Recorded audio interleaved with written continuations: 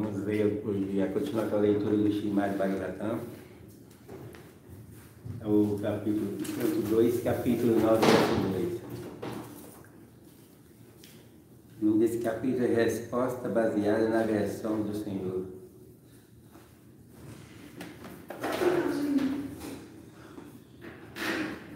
Om Namo Bhagavate Vasudevaya. Om Namo Bhagavate Vasudevaya. Om Namo Bhagavate Vasudevaya. Om Namo Bhagavate Vasudevaya. Om Namo Bhagavate Vasudevaya. Om Namo Bhagavate Vasudevaya.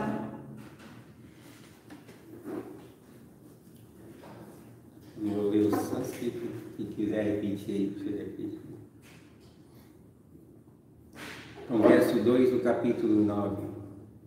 Bahurupa Ivabati Bahurupa Ivabati. Mayaya Bahurupaya Mayaya Bahurupaya. Mama Manuguneshu Asya Brahmanogurivasya. Mamaham iti manyate. Mamaham iti manyate. Bahurupa, Bahurupa. multiformais, Multiformes. né?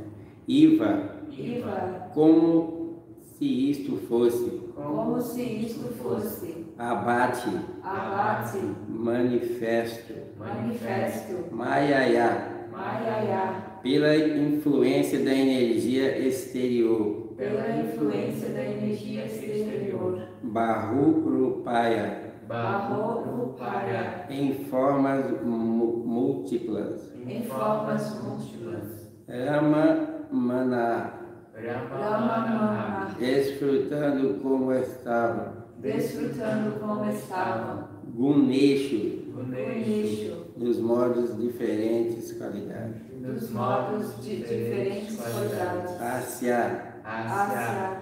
da energia externa. Da energia externa. Mama, Mama. meu. Meu. Aham, Aham. eu. Eu. Iti, Iti. assim. Assim. Manyate, Manyate. pensa. Pensa. Vamos ler a tradução do verso. Iludida, a entidade viva aparece em muitas formas oferecidas pela energia externa do Senhor. Enquanto desfruta nos modos da natureza material, a entidade viva aprisionada engana-se ao pensar em termos de eu e meu. Como significado agora, dados da sua divina graça, se vai cuidando, transforma. As diferentes formas das entidades vivas são diferentes vestimentas que a energia ilusória externa do Senhor oferece de acordo com os modos da natureza que o ser vivo deseja desfrutar. A energia externa material é representada por seus três modos, a saber, bondade, paixão e ignorância. Assim, mesmo na natureza material, a entidade viva tem a oportunidade de fazer uma escolha independente. E conforme sua escolha, a energia material lhe oferece diferentes variedades de corpos materiais. Shila Prabhupada aqui descreve uma quantidade de seres que tem diferentes partes desses corpos. Há 900.000 variedades de corpos materiais na água, 2 milhões de corpos vegetais na área vegetal, 1.100.000 vermes e répteis, 1 milhão de formas de aves, 3 milhões de diferentes corpos de animais, incluindo bestas e selvagens, etc. E 400.000 formas humanas, na forma humana de vida. No total, há 8.400.000 espécies de variedades de corpos nos diferentes planetas do universo. E em sua viagem, a entidade viva transmigra, adquirindo diferentes corpos que sirvam para satisfazer o espírito de desfrute do qual ela tem inclinação. Mesmo um corpo específico, a entidade viva muda da influência para a adolescência, da infância para a adolescência, da adolescência para a idade adulta e da idade adulta para a velhice, e da velhice para outro corpo criado por sua própria ação. Através de seus próprios desejos, a entidade viva cria seu próprio corpo e a energia externa do Senhor lhe oferece a forma exata com a qual ela pode obter todo o desfrute que deseja. O tigre queria desfrutar o sangue de outro animal e por isso, pela graça do Senhor, a energia material fornece-lhe um corpo de tigre que tem condições favoráveis para desfrutar o sangue de outro animal. Do mesmo modo, a entidade viva que deseja obter o corpo de um semideus num planeta superior também poderá obtê-lo pela graça do Senhor. E se for bastante inteligente, poderá desejar obter um corpo espiritual para gozar a companhia do Senhor, e ela obterá. Logo, a entidade viva pode usar totalmente sua liberdade diminuta, e o Senhor é tão bondoso que concederá à entidade viva o mesmo tipo de corpo que ela desejar. O desejo da entidade viva é como sonhar com uma montanha de ouro. A pessoa sabe o que é uma montanha e sabe também o que é ouro. Só por desejo ela sonha com uma montanha de ouro, e quando o sonho acaba, ela vê outra coisa em sua presença. No seu estado de vigília, ela percebe que não existe nem ouro e nem montanha, e muito menos uma montanha de ouro. As diferentes posições que no mundo material as entidades vivas adquirem sob múltiplas manifestações corpóreas se deve ao falso conceito de meu e eu. O Karma pensa que este mundo é meu, e o Gyani pensa que eu sou tudo. Toda a concepção material de política, sociologia, filantropia, altruísmo, etc., apresentada pelas almas condicionadas, baseia-se neste errôneo eu e meu, que são produtos de uma fonte desejo de desfrutar em vida material. A identificação com o corpo e com o lugar onde o corpo é obtido sob diferentes concepções de socialismo, nacionalismo, afeição familiar e assim por diante, é consequente ao fato de a entidade viva ter se esquecido de sua verdadeira natureza. E a entidade viva confusa pode evitar este engano associando-se com Sukadeva Goswami e Maharaja Parikshit. E tudo isso é explicado no Srimad Bhagavatam. Muito coincidência. Aí o cara aqui falou bastante assunto. Omagyan Ritimilanda Sagyanan Jana Shalakaya Shakshurum Militandena Tajmai Singipura Namaon Vishnupadaya Vishnapostai Vidavesmati Vishitaya Sunitimir Mastei Viravina Charitan Palai Pumana Prabhupada Sivagana Shikshakur Tarikataha Maon Vishnupadaya Vishnapostai Vidavesmati Parangati Pravichinamir Jaya Sri Krishna Chaitanya Prabhu Nityananda Sri Advaita Gadadara Sivasati Guru Bhaktavinda Vanchakalpa Taruvyasya Kripa Sindhu Vachapatitanam Pavadu Vaishnavi Guru Maha Guru Shiva Prabhupada.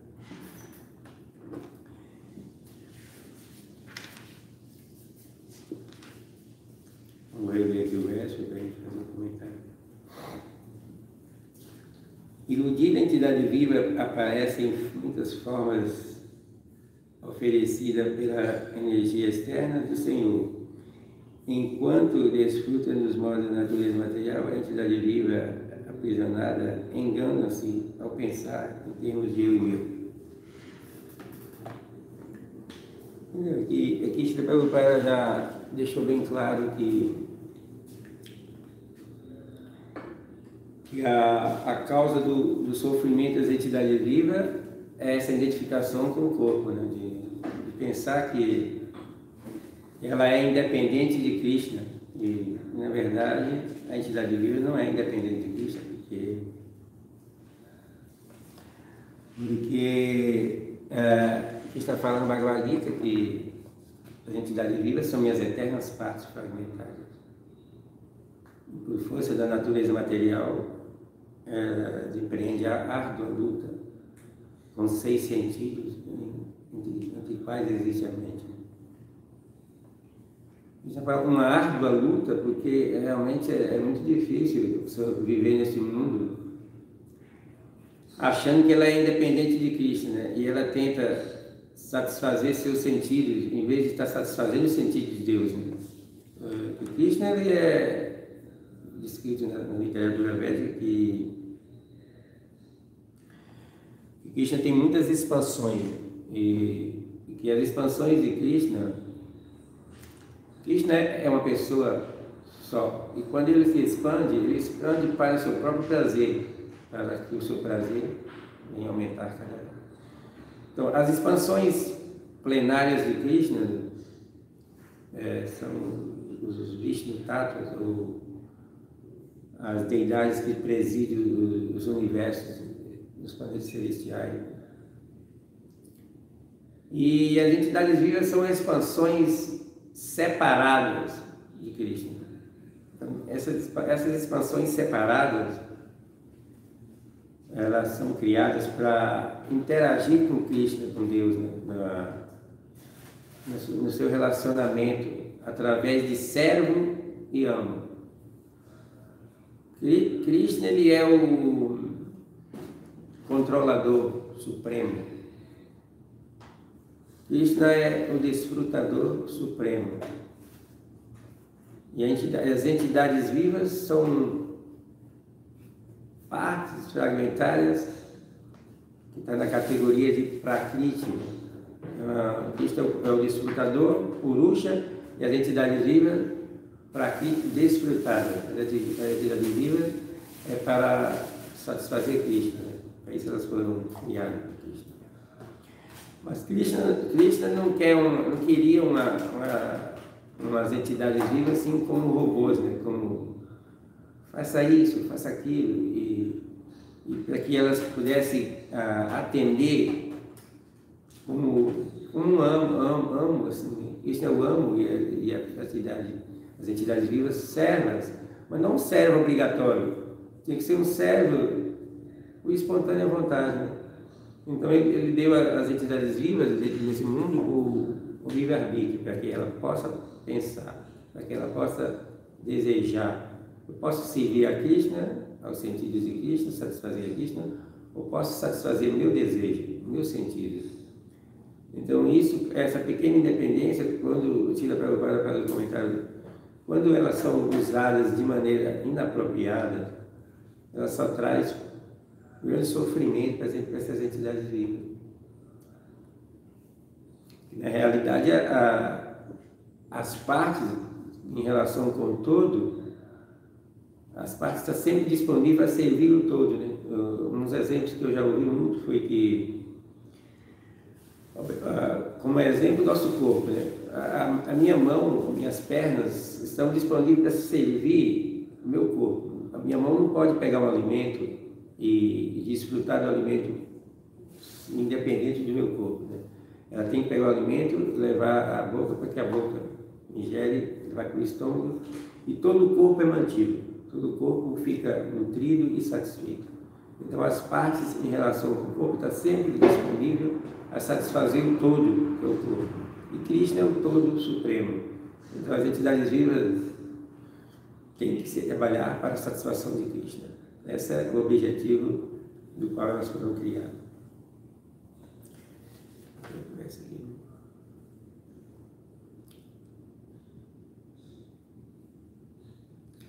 Krishna fala no 15.7 que as entidades vivas são minhas eternas partes fragmentárias e por força da natureza material. As entidades vivas neste mundo condicionado são minhas eternas partes fragmentárias. Devido à vida condicionada, elas estão lutando duramente com 6 sentidos entre os quais existe a mente. Porque as entidades vivas estão sempre tentando satisfazer seu próprio eu. Ela está confusa, porque ela não sabe o que é Krishna e o que ela é. Ela não sabe nem assim, ela não sabe nem realmente o que ela significa, né?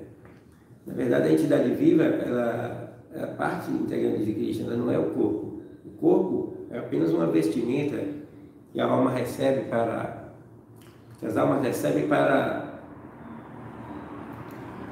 interagir com o mundo material.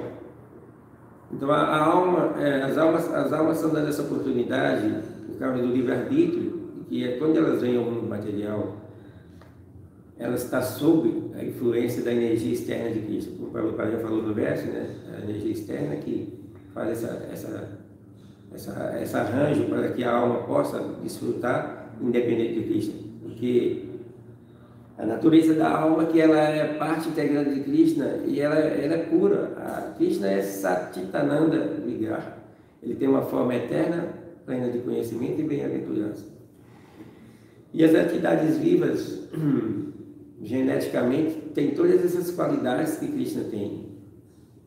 Mas por ignorância, e ela não tem conhecimento disso, elas tentam fazer arranjo para adquirir essas qualidades que é inerente a ela. Quando eu falo entidade viva, falamos almas espirituais, seres espirituais. Então ela fica fazendo arranjo para que ela possa ter essas qualidades aqui dentro do mundo material, né? Mas na realidade ela não pode, porque o mundo material é um reflexo do mundo espiritual. O mundo espiritual é Sati Ananda, aqui é Asat, Atit e Nirananda. Ele não é eterno, ele é temporário, ele é pleno, cheio de ignorância e miserável. Então não tem como uma coisa desse tipo fornecer algo bom para a entidade viva. Mas como ela está sob o jugo do falso ego, ela arranca, para usar assim uma palavra de sânscrito que chama arrancar, falso ego. Confusa, ela está confusa porque ela está sob a influência do falso ego e dos 3 modos da natureza: bondade, paixão e ignorância. Quando a entidade viva ela age no plano mental, no modo da paixão, no modo da bondade, ela tem paz, né? Quando ela age no modo da paixão, ela vive ansiosa e tem sofrimentos. E no modo da ignorância, ela degrada para diferentes espécies de vida. Então, por isso ela recebe corpos inferiores, né? Dentro das 8.400.000, se eu citou aqui no Bhagavad Gita, e dentro dessas 8.400.000, ora ela pode estar num corpo semideus, num corpo no planetas celestiais, e ora ela pode estar em formas inferiores, em corpos bem degradados. Isso de acordo com os modos da natureza e as ações que ela pratica no mundo. Então, por que ela recebe o corpo? Ela recebe o corpo porque ela deseja, a entidade viva deseja experimentar essa parte que tem em Krishna, que Krishna é o desfrutador. Ela quer experimentar, vivenciar o que é ser um controlador, o que é ser um desfrutador. Então, aqui dentro do mundo, Krishna dá essa oportunidade para que ela possa desfrutar um pouco disso, né? Lógico, com limites, não é ilimitadamente, com limites. E Krishna é um desfrutador ilimitado e a alma é serva limitada. Então a alma tenta procurar aqui arranjos para que ela possa desfrutar aqui dentro do mundo. Então, sobre a influência do arrancara, o falso ego, ela pensa que eu sou esse corpo, eu estou fazendo tudo, e eu que estou trabalhando, eu que vou conseguir minha manutenção, vou conseguir proteção dos meus parentes, dos meus filhos e esposa. Então ele está sempre pensando que é ele que está fazendo, mas ele não pode pensar, não pode entender, devido à ignorância, que ele já está sob a influência do falso ego, de que ele está fazendo tudo, mas que Krishna, que é o controlador, que Krishna que é a causa de todas as causas, e Krishna é que está fazendo tudo. A entidade viva nunca pode viver independente de Krishna. Como já citei antes, em relação à parte do corpo e o corpo, né, do todo, e as partes não podem estar separados do outro. Né? Se a gente corta um braço e põe lá na mesa, o braço vai definhar e vai degradar e não vai prestar mais para nada. Ou se um parafuso dos pneus tira os parafusos, não tem como fixar a roda no carro. O carro é uma máquina e tem que estar ligado com as peças que compõem toda a máquina. Então, Krishna, as entidades vivas precisam saber que Krishna é o controlador supremo. Krishna é tudo. Mas assim, não é tão simples vivenciar isso. Isso a gente tem que procurar conhecimento com quem tem conhecimento. No 15, aqui no outro verso do Bhagavad Gita, Krishna cita no capítulo 3, 27, 3, 27, Prakrite Kriya Manani Gunai Karmani Ashamasha Ahankara Vibudatma Kartaram Itimanate. A alma espiritual confundida sob a influência dos três modos da natureza material acha que é o executor das atividades que na verdade são levadas a cabo pela natureza material. Esse outro verso também é muito importante, né? Acho que pausou o vídeo, tinha pausado um pouco. Então, ela pensa que, sob a influência do falso ego, ela está sempre pensando que ela pode ser feliz, mas a natureza da alma, a felicidade que ela está destinada a ela só pode ser vivida num plano espiritual. A alma não pode viver independente de Krishna, porque a alma, por natureza, ela é feliz. Então, por isso, como ela está dentro do mundo e ela não sabe o que é certo e o que é errado, então ela fica fazendo arranjos para ser feliz dentro do mundo. Então ela fica procurando associar, né, com pessoas, ela procura desenvolver um relacionamento amoroso, ela acha que para ela está precisando de um relacionamento para complementar ela, porque ela fala, como tem a mania de dizer que a sua metade, a outra metade que se falta vai completar a laranja, né? E precisa arrumar outra metade para a pessoa ficar completa, mas não tem metade não, a metade é Krishna mesmo. Se você não tem Krishna, você nunca vai ser feliz, porque todo relacionamento que ela tiver no mundo, ela vai se frustrar, porque o apego traz frustração, né? Se a pessoa está apegada a qualquer coisa materiais, ela frustra, né? Então ela tem que viver no mundo e usar tudo que o mundo proporciona a satisfazer os sentidos de Krishna, porque Krishna chama Rishikesha, Senhor do sentido. Então tudo deve ser destinado a satisfazer o Senhor Supremo. E a gente trabalha o tempo todo tentando satisfazer o nosso sentido em busca da felicidade e da paz. Isso não é impossível. Porque eu já citei antes, a natureza da alma é que ela é Sati Ananda. Então ela quer buscar essas qualidades dentro do mundo material. E ele não pode, não tem como. Aqui Prabhupada citou que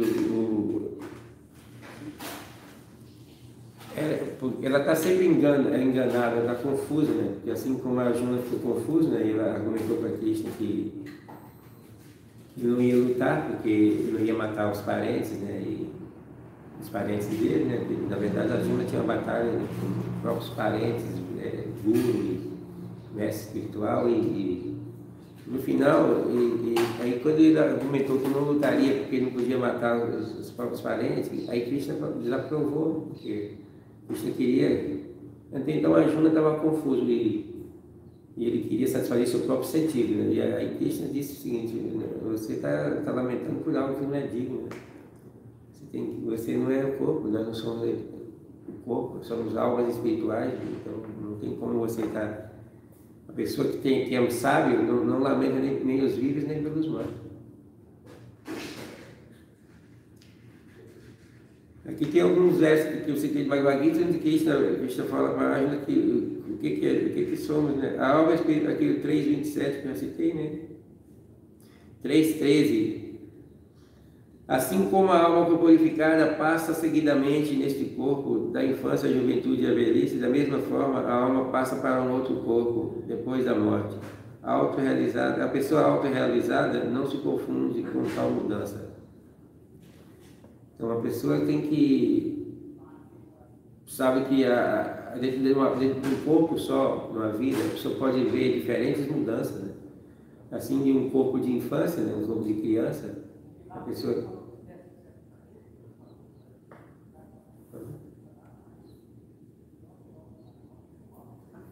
A pessoa do corpo de infância, ela é uma criança, mas daí quando ela cresce para a juventude, o corpo muda e ela continua sendo a mesma pessoa. E aí, com o passar do tempo, ela vai para a velhice e o corpo continua sendo a mesma pessoa. Não muda, a pessoa continua sendo a mesma. O corpo muda e ela não muda. Isso é perceptível, nós já podemos experienciar isso. Né? Todo mundo sabe que o nosso corpo de infância que não tem mais, né? Mudou, né? E a alma tem que procurar saber essa mudança, né? Se ela não é o corpo, então por que o corpo está mudando? Mas aí Krishna explica que a mudança só devido à matéria, a matéria ela muda.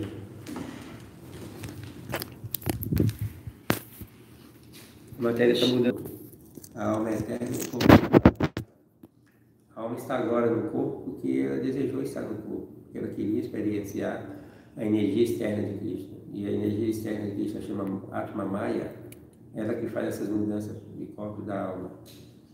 Porque quando a entidade viva está vivendo a vida espiritual, ela está sob a guia de Yoga Maya. Então ela pode... A gente é chamado de... As entidades vivas são chamadas de energia marginal. Na literatura védica descreve que Krishna tem 3 energias básicas: energia superior, energia inferior e energia marginal. E as entidades vivas estão situadas no plano de energia marginal. Porque ela pode estar em um momento sob energia espiritual, né, sob a guia da energia espiritual, onde ela se torna pura, ou onde ela se torna condicionada sob a guia da energia material, energia inferior de Krishna, Maya.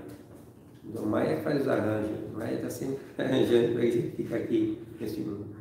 Essa é a obrigação dela, é isso que ela foi criada.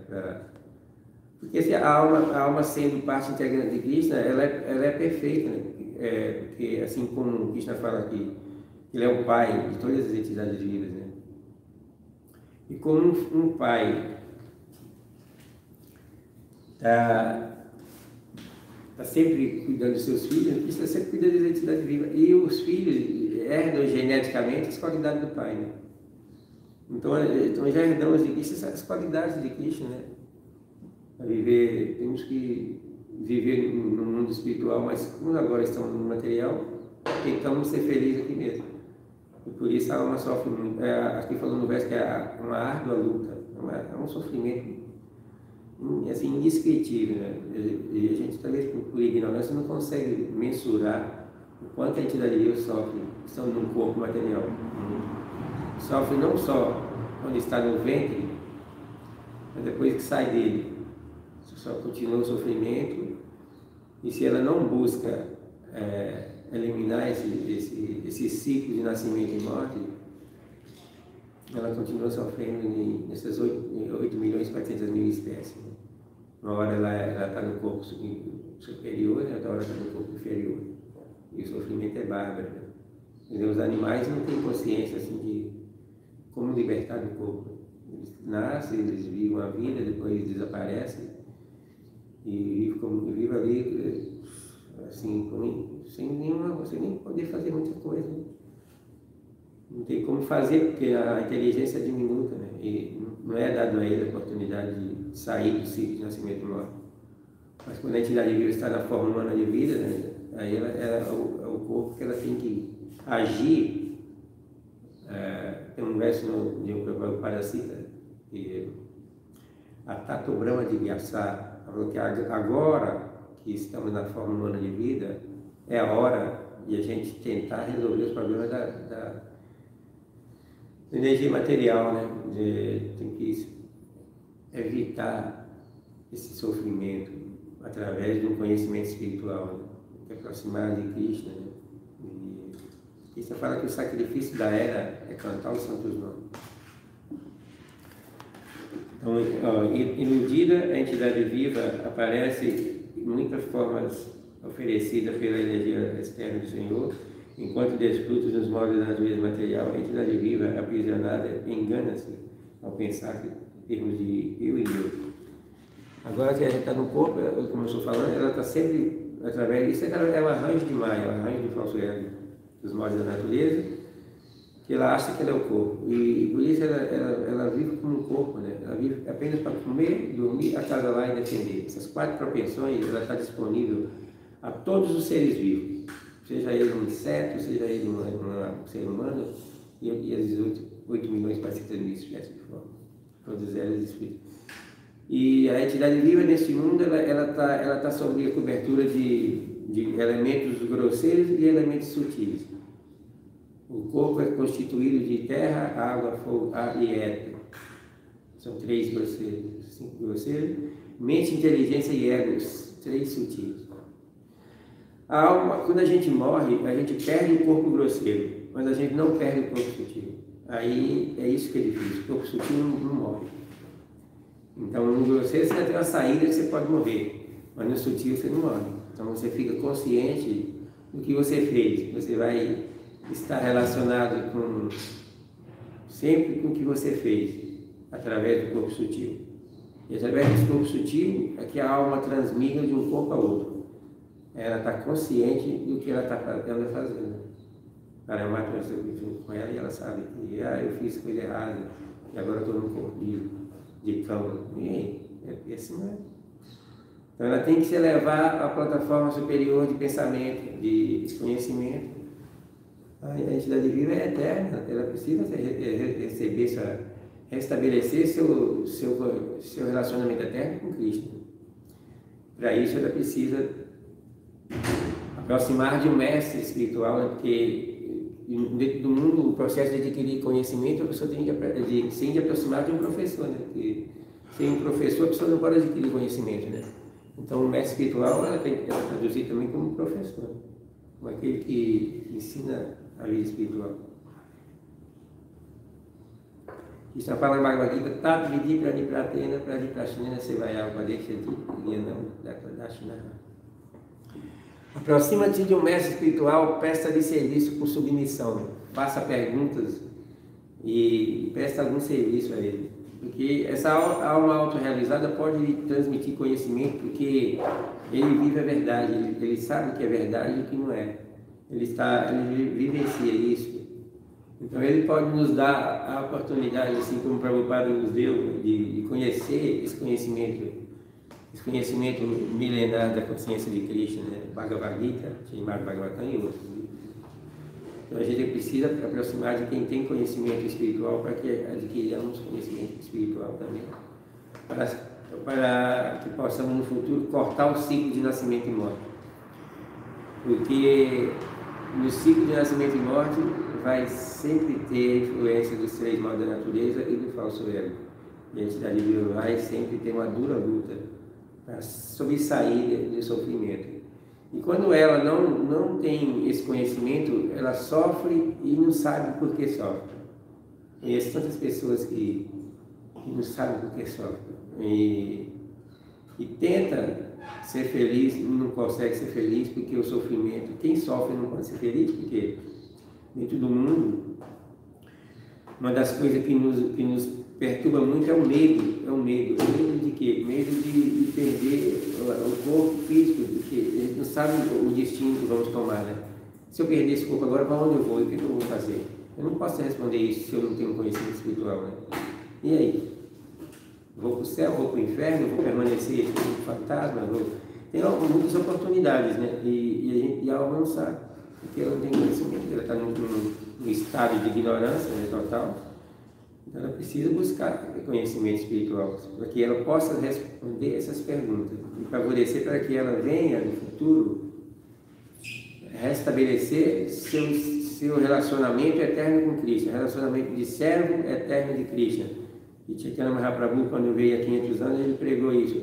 Quando Sanatana Goswami, que era um seu associado, perguntou a ele: qual é a minha posição? Ele falou: a sua posição é que você é servo eterno de Krishna, a entidade viva são eterna servo de Krishna. Ele não tem outra posição dentro do mundo. Mas agora, como o Prabhupada citou no verso, agora está esquecido isso, também de falso ego. Tá bom? Eu espero que vocês, se tiver alguma pergunta, eu vou responder e possa fazer mais perguntas. A Samanta pergunta assim: Prabhu, minhas reverências, como podemos não nos enganar com o envolvimento de Maya sobre as relações familiares, que são as mais desafiadoras? Muito boa pergunta, Samanta, né? Isso. Bom dia, Samanta, muito boa essa pergunta. E quando é assim, né, tudo que tem nesse mundo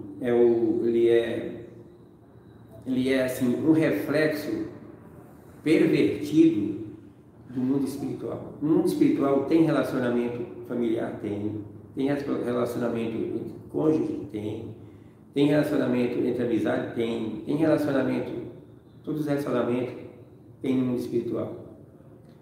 A diferença é que não é como daqui, né? Que temos aqui, né?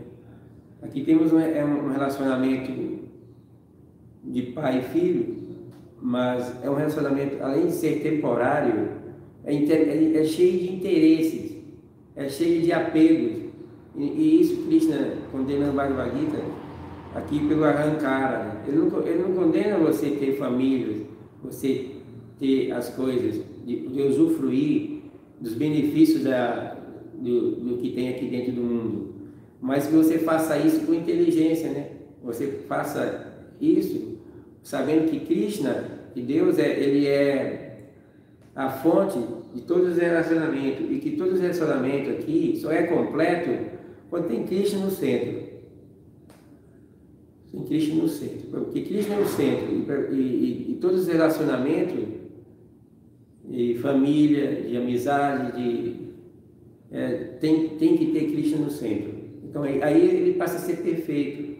Você pode ter sua família, você pode ter seus filhos, você pode ter seu esposo, sua esposa, e você pode levar uma vida familiar muito bem assim, sucedida, mas sabendo que Krishna é o controlador de todos nós, de toda essa família, né? Então isso faz a diferença, é isso que faz a diferença, né? Não é que Krishna condena ter um relacionamento familiar, ou ter um relacionamento com amizade, tudo. Mas Krishna quer que você saiba que Ele é o centro de tudo. Eu vou dar um exemplo de um compasso. Você põe um compasso no centro de uma folha e gira a perna do compasso.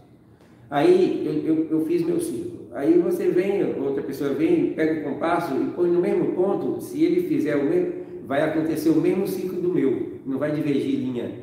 Mas se outra pessoa vem e coloca a ponta do compasso fora do centro, aí quando ele fizer o ciclo, vai divergir com o ciclo que eu fiz. Não vai dar certo.